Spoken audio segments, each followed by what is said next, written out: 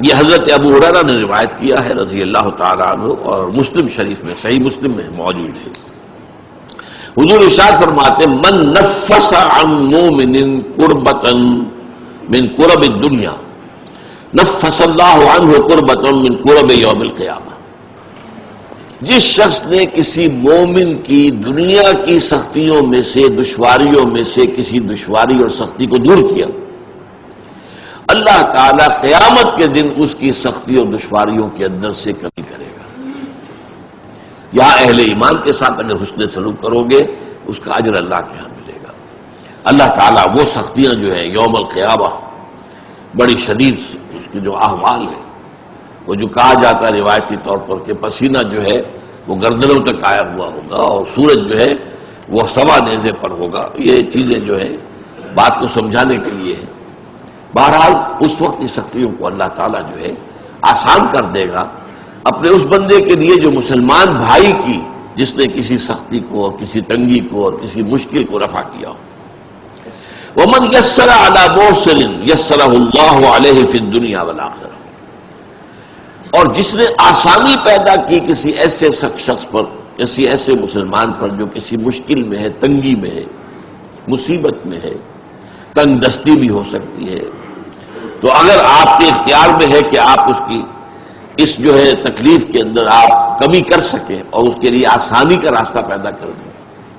یا مثلا آپ نے کسی کو قرض دیا تھا اور قرض کی ادائیگی کا وقت آ گیا، اس نے کہا تھا 2 سال کے بعد میں دے دوں گا واپس، اب اس کی پوزیشن ہی ہے، وہ کسی ایسی حالت کے اندر ہے کہ ادا نہیں کر سکتا، تب آپ آسانی کریں، یہ نہ ہو کہ اس کے سر پر سوار ہو جائے، بلکہ یہ کہ آسانی کر دیں۔ قرآن مجید میں تو جہاں سود کی حرمت کا حکم آیا وہاں یہ بھی آیا ہے وَإِن تَعْفُوا خَيْرٌ لَكُمْ، دیکھو اگر ایک تو یہ کہ تمہارا مقروض جو ہے اگر نہیں دے سکتا تو اس کے لیے مہلت بڑھا دو، کوئی حرج نہیں، اور اگر معافی کر دو تو یہ سب سے بہتر ہے۔ آخر تمہارا مسلمان بھائی ہے، اس نے تم سے قرض لیا تھا، اور قرض ظاہر بات ہے آدمی دیتا ہے اپنی اضافی جو دولت ہے، جو بھی اس کے پاس بچت ہے اسی میں سے دے گا، اور وہ جو ہے اس کے بارے میں تو یہاں تک فرمایا سورہ بقرہ میں یسألونک ماذا ينفقون قل العفو، اے نبی یہ آپ سے پوچھتے ہیں کتنا خرچ کریں ہم اللہ کی راہ میں، انفقوا انفقوا انفقوا انفقوا، تکرار تو بہت ہو، کتنا؟ فرمایا جو بھی تمہاری ضرورت سے زائد دے دو، لیکن یہ روحانی تقاضا ہے، یہ قانونی تقاضا نہیں ہے۔ قانونی تقاضا بعض لوگوں نے اس کو قانونی بنا دیا اور اس رائے پر پہنچ گیا، ان میں حضرت ابو ذر غفاری رضی اللہ تعالیٰ عنہ جیسے جلیل القدر صحابی بھی تھے، کہ کوئی سونا چاندی اپنے پاس رکھنا مطلقاً حرام نہیں، یہ ان کے اندر چونکہ انتہائی زہد تھا تو اس کا یہ مظاہرہ ہوا، لیکن یہ ہے کہ یہ ہے آپ نے جو کوئی دولت آپ کے پاس تھی آپ نے اس میں زکوٰۃ ادا کر دی، باقی آپ کا ہے، آپ اپنے پاس رکھ سکتے ہیں، اور وہ آپ کی اولاد کو منتقل ہو سکتا ہے۔ وراثت کا قانون آخر کب کیسے لاگو ہوگا؟ اگر اپنے پاس کچھ رکھنا ہی نہیں ہے تو وراثت کس کی ہوگی؟ تو قانون کا معاملہ اور ہے، میرا اس پر کتاب چاہے بہت اہم، اسلام کا معاشی نظام، کہ وہ 2 نظام ہے اسلام کے معاشی، ایک ہے روحانی لیول کے اوپر، احسانی لیول کے اوپر، ایک ہے قانونی لیول کے اوپر۔ قانونی لیول پر آپ نے جو کمایا حلال سے کمایا، حرام سے نہیں کمایا، اور اگر ایک وہ آگے بڑھ گیا نصاب سے تو زکوٰۃ دے دی، اب قانونی طور پر باقی تمہارا ہے۔